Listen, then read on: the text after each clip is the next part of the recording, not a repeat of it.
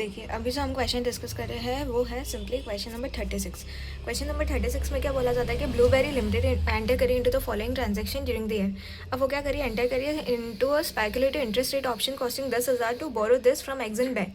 इसमें हमें simply last में ये बता रखा है कि हम जो है ये सारा इन्वेस्टमेंट वगैरह करें, तो ये हमारा फाइनेंशियल इन्वेस्टमेंट के पॉइंट ऑफ व्यू से। अब इसमें क्या है कि ये एक टाइप का डेरिवेटिव कॉन्ट्रैक्ट है, क्योंकि हम इंटरेस्ट रेट हमें लग रहा है कि बाद में बढ़ ना जाए, इस वजह से हम आज की डेट में कॉन्ट्रैक्ट कर रहे हैं। तो अगर हमारा ये डेरिवेटिव कॉन्ट्रैक्ट है तो हम सिंपली क्या एंट्री करते हैं कि हमारा डेरिवेटिव ये जो है हमारा डेरिवेटिव फाइनेंशियल एसेट, या फिर हम बोल सकते हैं ये फाइनेंशियल एसेट टू बैंक की हम इन्वेस्टमेंट करें इस पर कितना 10,000 और 10,000। उसके बाद क्या होता है कि 30 जून 2002 को ये जो है बढ़ के कितना हो जाएगा, ये 10,000 से हमारा 15,250 हो जाने वाला है, यानी कि हमारे पास 5250 का फ़ायदा होगा। अब इसके लिए हम क्या करेंगे, 5 तो हमारा डेरिवेटिव फाइनेंशियल एसेट, 2 हम इसे P&L से हमारा इनकम दिखा देंगे, और तो हम इन्वेस्टमेंट में जो हमारा फाइनेंशियल एसेट है बैलेंस शीट में वो दिखाएंगे 15,250, और P&L में हम दिखा देंगे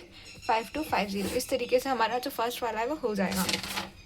देन उसके बाद हमारा आता है सेकंड और थर्ड। अब सेकंड वाले में हमें क्या बोला है कि परचेज करें हम 6% डिबेंचर इन दिस 1 अप्रैल 2001 को एंड देयर इशू डेट। तो हमें सबसे पहले क्या करना होगा, 1 अप्रैल 2001 को एक एंट्री करनी होगी। उसमें हम क्या करेंगे, ये हम क्या कर रहे हैं, होल्ड कर रहे हैं the debenture until the redemption at a premium at a 5 year effective interest rate.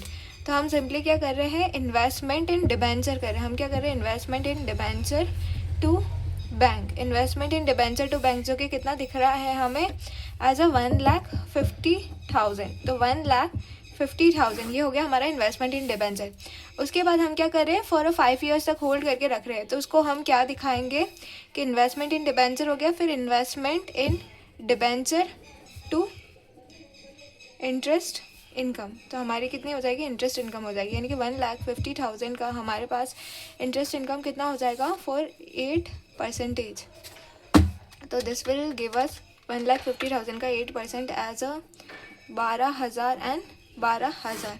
उसके बाद हम क्या बोलेंगे कि ये हो गया हमारा investment in debenture to bank, investment in debenture to interest income, and उसके बाद हमारा हो जाता है investment in debenture to bank, investment in debenture to interest income.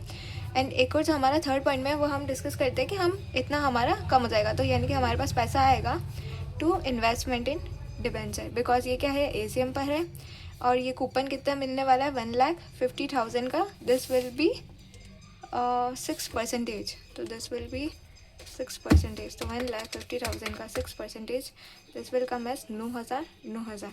तो जो हमारा बैलेंस शीट है उसमें हम इन्वेस्टमेंट कितने पे दिखाएंगे, 1,50,000 प्लस 12,000 का इंटरेस्ट माइनस इतने का कूपन, तो 1,53,000 दिखाएंगे। और इसके अलावा इसका जो इंटरेस्ट इनकम है P&L में हम इंटरेस्ट इनकम दिखाएंगे कितना, एज अ 12,000। उसके बाद क्या होता है कि हम परचेज करें 50,000 in this as an investment in the share, purchase price इतना है देखिए।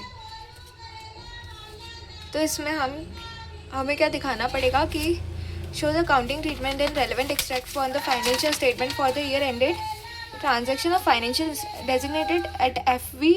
देखो हमें जो है, अगर हमें डेरिवेटिव हमें FVTPL अवॉइड करना है, अगर कोई अनअवॉइडेबल सिचुएशन नहीं हो उसी केस में हमें जो है FVTPL पर दिखाना है, अदरवाइज जिसमें जो शो हो रहा है। तो यहाँ पे हमारे पास इक्विटी के अंदर ऑप्शन होता है इन्वेस्टमेंट इन इक्विटी शेयर्स, कि हम उसे FVTOCI पे दिखा सकते हैं। तो हम सिंपली क्या एंट्री करेंगे, इन्वेस्टमेंट इन इक्विटी शेयर, जो कि क्या है FVOCI है, एंड टू क्या हो जाएगा बैंक, कितने से हो जाएगा हमारा 50,000 मल्टीप्लाई 3.50, तो this will give us 50,000 multiply 3.50, ये हो जाएगा हमारा इन्वेस्टमेंट ऑन ओपनिंग डेट पे कितना है।